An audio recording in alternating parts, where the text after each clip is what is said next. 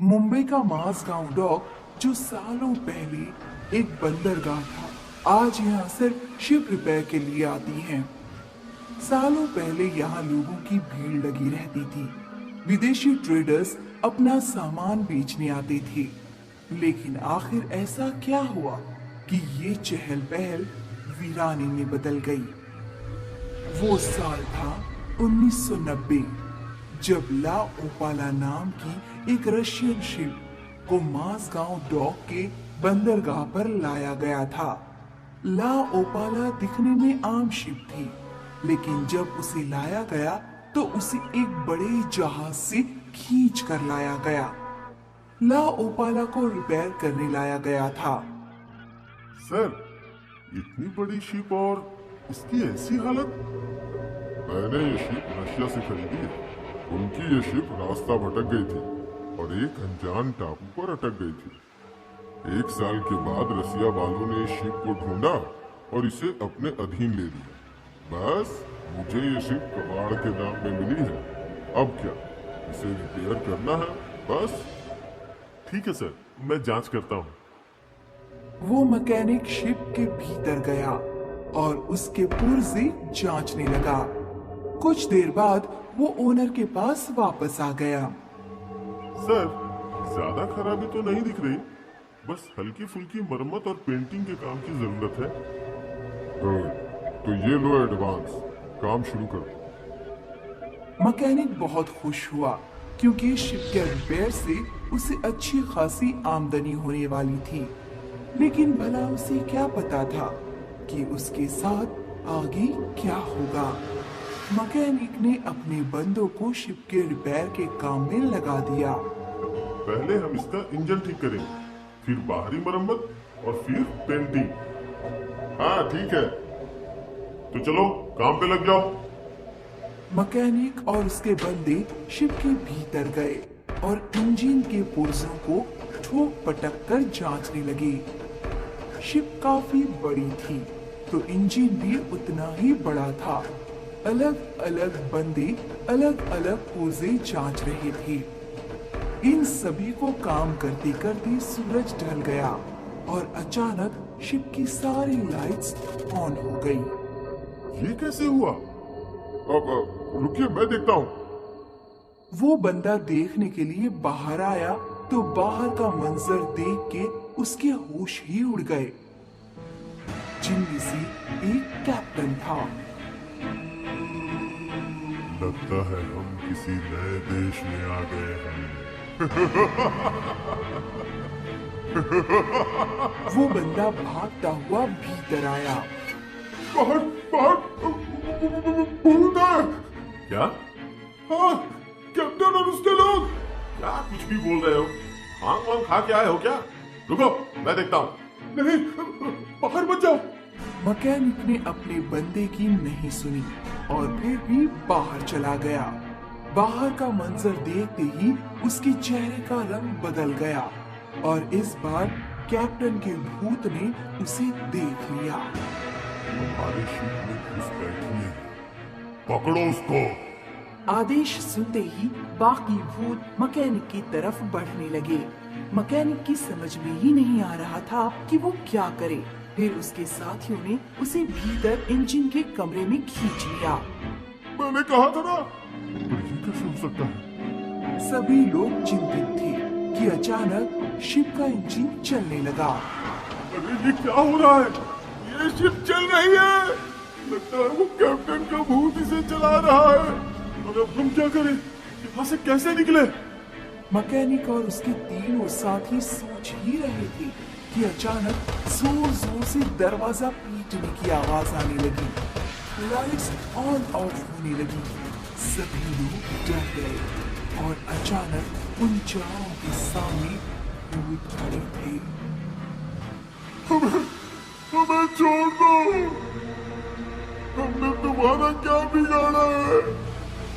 मेरे शिप में घुसकर मुझसे ही पूछ रहे हो कि तुमने मेरा क्या बिगाड़ा? हमें माफ कर दो। उन भूतों ने किसी की एक न सुनी और चारों के शरीर के टुकड़े टुकड़े कर दिए।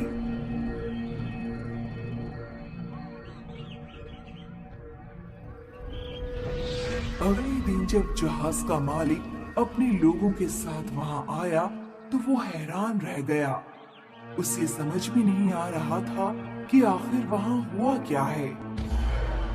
मालिक सोच में पड़ गया कि ये सब क्यों हुआ। फिर उसने अपने एक नौकर को बुलाया। सुनो, आज रात तुम इस जगह की निगरानी करोगे। तुम्हें किसी भी हालत में जगह पे चढ़ना नहीं है। दूर बंदरगाह से ही इस पर नजर गड़ाए रखना और कल मुझे पूरी जानकारी देना। ठीक है मालिक। वो नौकर मालिक की बताई हुई जगह पर कुर्सी लगाकर बैठ गया और अपनी दूरबीन से जहाज पे नजर रखने लगा। अभी तक तो कुछ गड़बड़ दिखाई नहीं दे रही है। ये मालिक भी ना ये मतलब के काम देते हैं। खैर मुझे क्या, अच्छा है मैं अपने साथ अपनी साथी ले आया और पूरी रात इसके सहारे बिता दूंगा। नौकर ने अपनी शराब की बोतल खोली और शराब पीने लगा। कुछ देर बाद अचानक जहाज की सारी लाइट्स ऑन हो गई। ये कैसे? नौकर ने अपनी आंखें मसली। हाँ? कुछ तो गड़बड़ है। लगता है मैं यहाँ दारू पीता रहा। वहाँ कोई तो जहाज में चढ़कर चोरी कर रहा है। मुझे जाकर देखना चाहिए। शराब के नशे में नौकर अपने मालिक की हिदायत तो भूल ही गया कि उसे जहाज में नहीं चढ़ना है। नौकर जहाज पे चढ़ गया। चोर कहेंगे?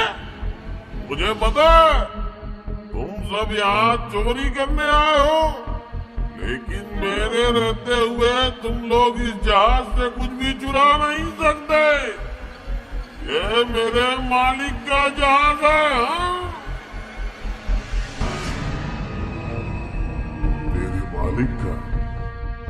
ये मेरा शिप है और मेरा ही रहेगा। ऐसे बोलते हुए कैप्टन की भूत ने नौकर को जमीन से उठा लिया और वहीं उसकी गर्दन मरोड़ दी। ये मेरा शिप है। अपनी नौकर की लाश देखकर मालिक दंग रह गया। अब उसे यकीन हो गया कि कुछ तो गड़बड़ जरूर है। वो सोच में पड़ गया। मैंने इससे बोला था कि शिप पर ना जाए, लेकिन इसने मेरी नहीं सुनी। अब मैं क्या करूं? किसी और को बोलूंगा तो शायद वो भी ऐसे ही मरे। मुझे खुद ही कुछ करना होगा। इसीलिए मालिक ने खुद जहाज पर निगरानी रखने की ठान ली। वो दूर से दूरबीन की मदद से जहाज को देखता रहा। अभी तक तो सब ठीक ही लग रहा है। सूरज भी डूब रहा है।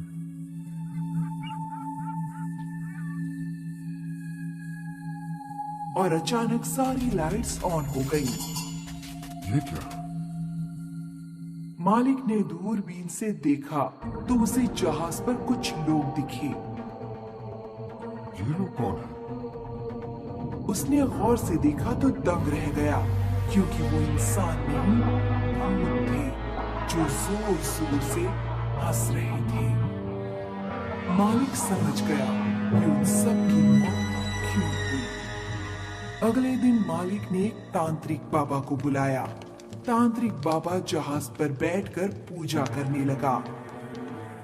ओम ब्रीम ग्रीम ओम ड्रम स्वाहा।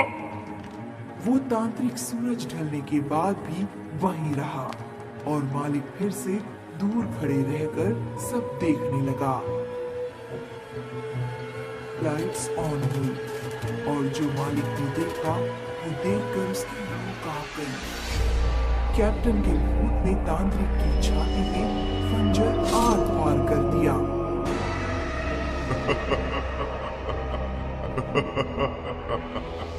मालिक ने लोगों को सख्त हिदायत दी कि वो शिप के आसपास न जाएं और वो सोचने लगा कि कैसे वो इस शिप से छुटकारा पाएगा। उसने वापस रशिया में कॉल किया, पर उन लोगों ने वो को शिप वापस ले जाने से मना कर दिया। आए दिन कोई न कोई इस शिप के भूतों का शिकार बनता था। सभी लोग परेशान थे कि इस शिप का क्या किया जाए, लेकिन किसी के पास कोई उपाय नहीं था। धीरे धीरे ये बात लोगों में फैल गई कि माजगांव डॉक पर खड़ी लाओपाला शिप में भूत रहते हैं, और धीरे धीरे लोगों ने माजगांव डॉक जाना बंद कर दिया। और इसीलिए माजगांव डॉक, जो कभी व्यस्त बंदरगाह था, वो एक हॉन्टेड शिप की वजह से वीरान बन गया। आज भी लोग सूरज ढलने के बाद माजगांव डॉक के आसपास भी नहीं जाते। अली का परिवार मुंबई में रहता था। अली के पिता अब्दुल सऊदी अरेबिया में काम करते थे। आज वे जहाज द्वारा सऊदी अरेबिया जा रहे थे। बाय बाय अब्बू। बाय बाय बेटा, अब सीधे 6 महीने बाद लौटूंगा। उस रात जब अली और उसकी माँ सो रहे थे तो अचानक अली का फोन बजा। हेलो, हाँ अब्बू। बेटा, मैं यहाँ जहाज पर हूँ। यहाँ सब कुछ ठीक नहीं है। यहाँ खूनी अली बेटा। क्या हुआ बेटा?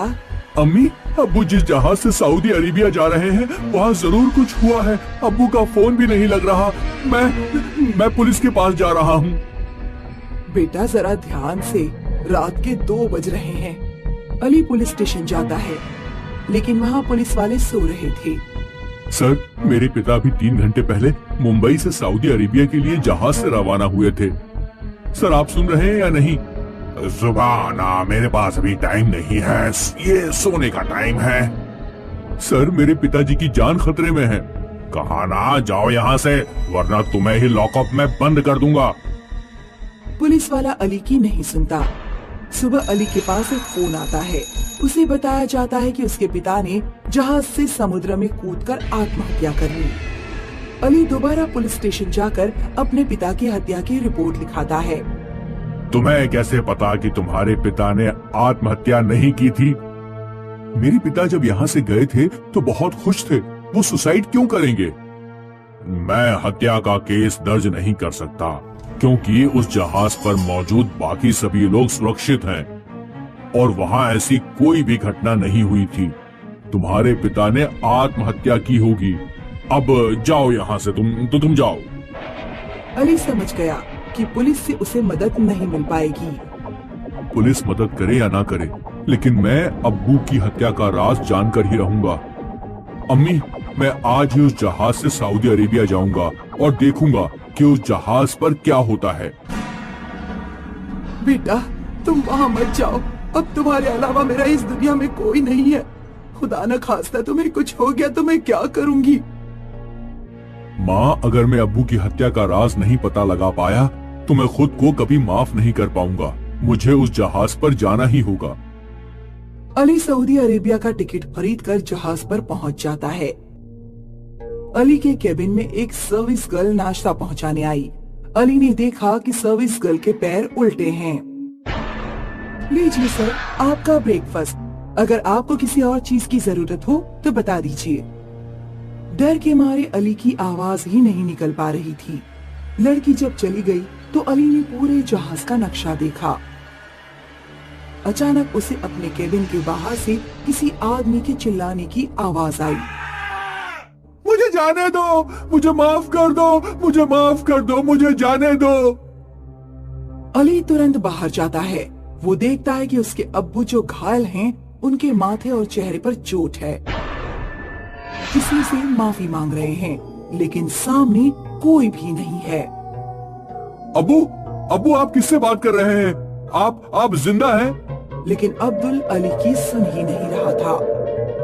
अब्दुल किसी से डरकर सीढ़ियों की तरफ भागता है। अली उसके पीछे पीछे जाता है। अब्बू, मेरी बात सुनिए। मैं आपका बेटा अली हूँ, मेरी बात सुनिए। अब्दुल जहाज की छत पर पहुंच जाता है और सीधे समुद्र में कूद जाता है। रुकिए अब्बू, ये सब क्या हो रहा है? तभी जहाज की छत पर एक लड़की दौड़ती हुई आती है। मेरी मदद करो, वो लोग मुझे जबरदस्ती अपने साथ ले जा रहे हैं। तुम कौन हो? मुझसे दूर रहो। कहा ना मेरी मदद कर। अली अपनी जेब से लाइटर निकालता है और चुड़ैल के कपड़ों में आग लगा देता है।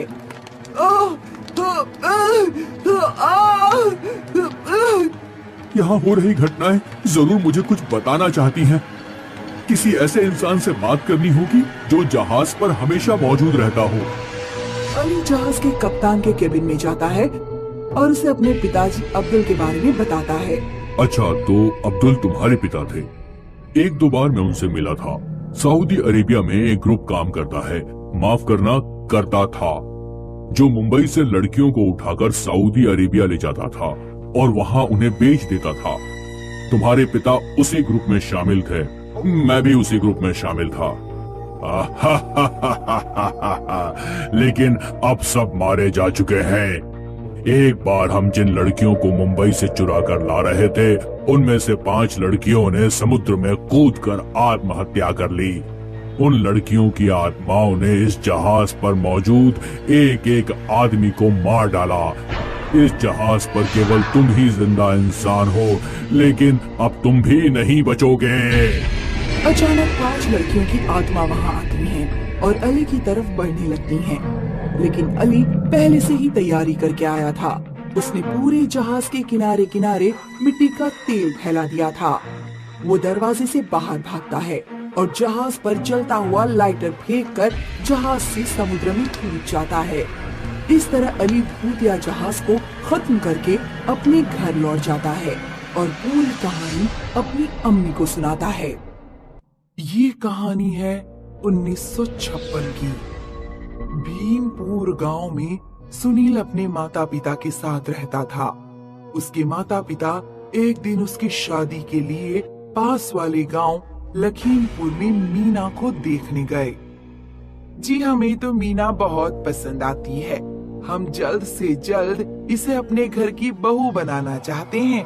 ये तो बहुत ही अच्छी बात है बहन जी, हमें भी आपका बेटा बहुत पसंद आया।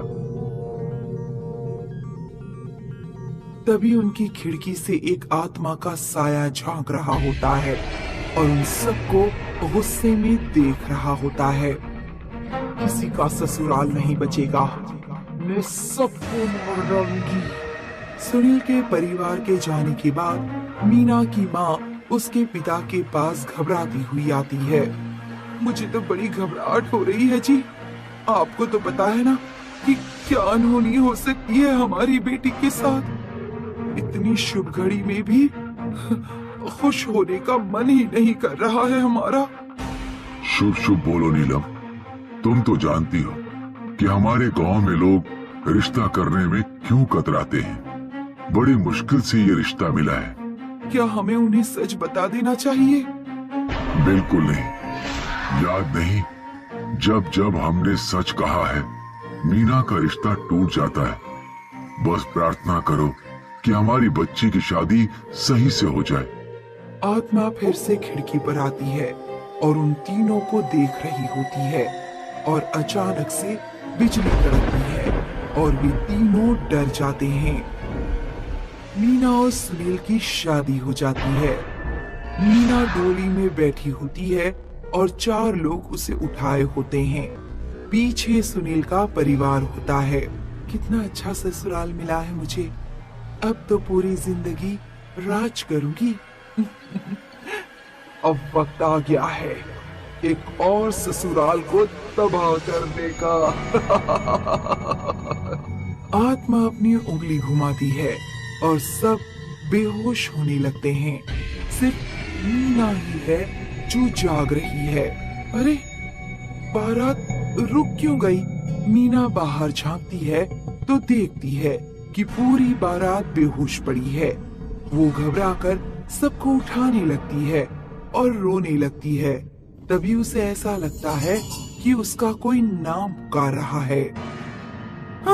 कौन है?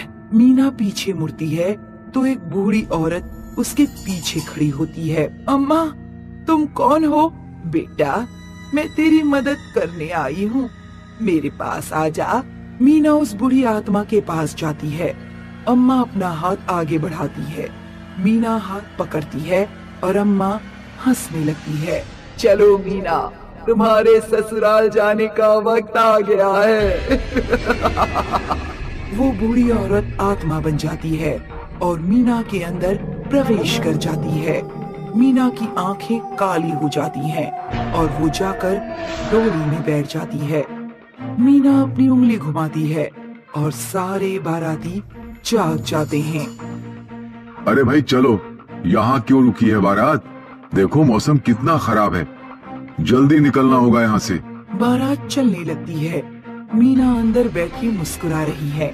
मीना अपने ससुराल पहुँचती है। वो बिस्तर पर बैठी है और सुनील उसके पास आता है। मीना घूंघट में है। मीना तुम मुझसे शर्माओ मत, हम अब पति पत्नी हैं। सुनील मीना के सामने आकर बैठता है और उसका घूंघट खोलता है। घूंघट के अंदर एक भयानक चेहरा उसे दिखाई देता है। सुनील डर के बेड से नीचे गिर जाता है और मीना हवा में उड़ने लगती है और हंसने लगती है। मीना, ये तुम्हें क्या हो गया है? मैं मीना नहीं, डॉली हूँ। तुम सबका खात्मा करने आई हूँ। लेकिन तुम हमें मारना क्यों चाहती हो? मैं भी ऐसे ही डोली में बैठकर अपने ससुराल गई थी, लेकिन उन्होंने मुझ पर इतना अत्याचार किया और मुझे जलाकर मार दिया।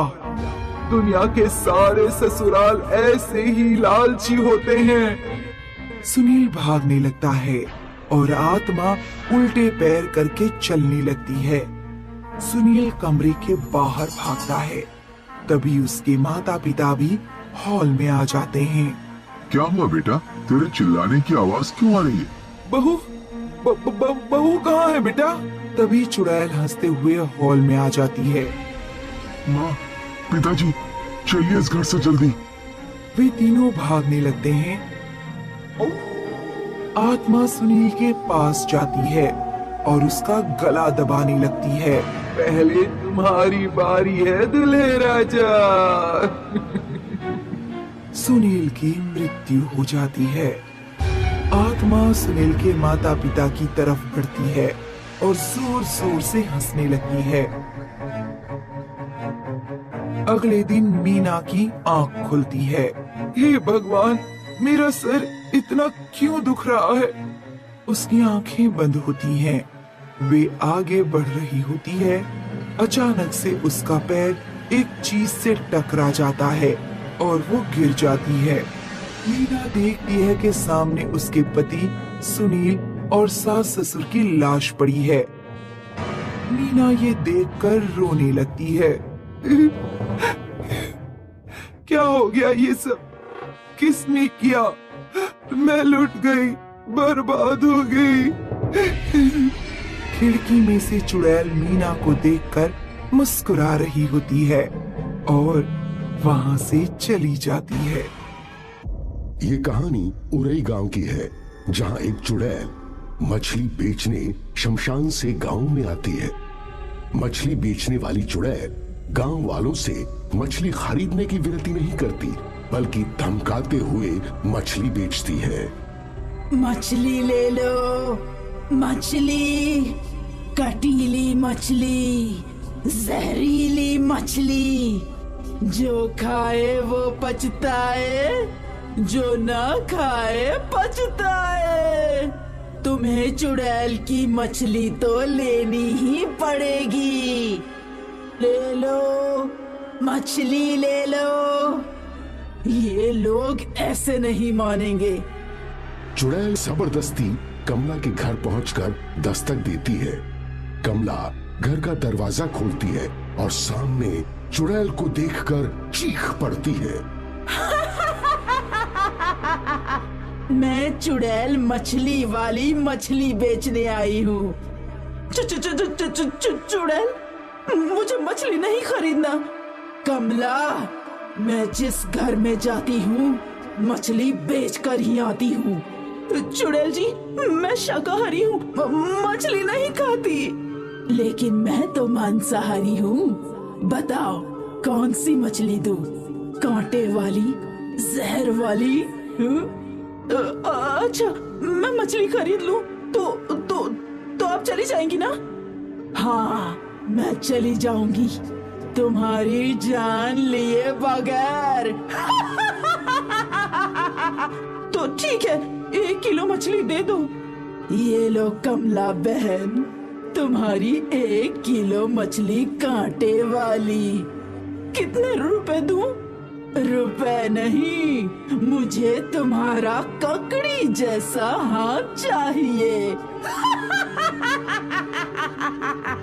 चुड़ैल मछली काटने वाले चाकू से कमला का हाथ काटकर ककड़ी जैसे खाते हुए वहां से चली जाती है। कमला डरकर बेहोश हो जाती है। मेरा आज का कोटा पूरा हो गया। अब बची हुई मछलियां कल बेचूंगी। अब शमशान जाकर आराम करूंगी और उनका पैर बड़ा स्वादिष्ट है। चुड़ैल मछली वाली के आतंक से भयभीत होकर गांव वाले काली मंदिर पहुंचते हैं और माता से अपनी रक्षा करने की विनती करते हैं। हे काली कलकत्ते वाली, हम गांव वालों को इस चुड़ैल के आतंक से बचाइए। हाँ माँ, चुड़ैल मछली वाली ने हम लोगों का जीना हराम कर दिया है। माता, हमें इसके प्रकोप से बचाइए। मंदिर में चमत्कार होता है और लोगों को माता की आवाज सुनाई देती है जो भक्तों से कहती है, मेरे प्रिय भक्तों, मैंने तुम सबकी विनती स्वीकार कर ली है। अब तुम लोग निश्चिंत हो जाओ। मैंने इस चुड़ैल का अंत करने का निश्चय कर लिया है। तुम लोग किसी भी तरह उस चुड़ैल को बहला फुसलाकर मेरे मंदिर की सीमा तक ले आओ। बस उसके बाद चुड़ैल का अंत करना मेरा काम है। माता काली आपकी जय हो। गांव के लोग जो मंदिर में माता से विनती करने गए थे, वही लोग चौपाल में बैठकर योजना बनाते हैं कि किस प्रकार चुड़ैल को माता के मंदिर तक लाया जाए, क्योंकि कोई भी चुड़ैल काली माता के मंदिर के आसपास भी नहीं जाती। सब लोग अपने अपने सुझाव देते हैं। चुड़ैल को काली मंदिर तक लाना हवा को मुट्ठी में कैद करने जैसा है।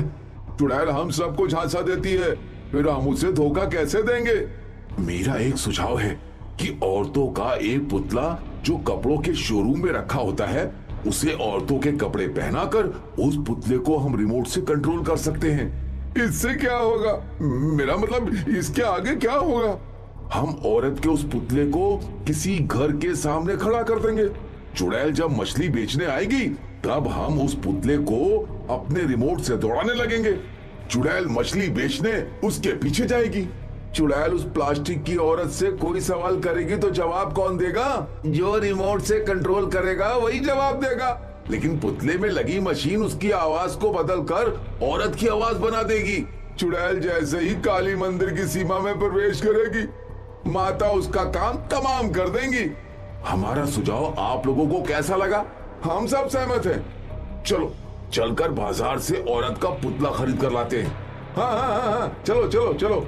गांव वाले अपनी योजना अनुसार एक औरत का पुतला लाकर किसी घर के बाहर खड़ा कर देते हैं और सब लोग सतर्क होकर आसपास छुप जाते हैं।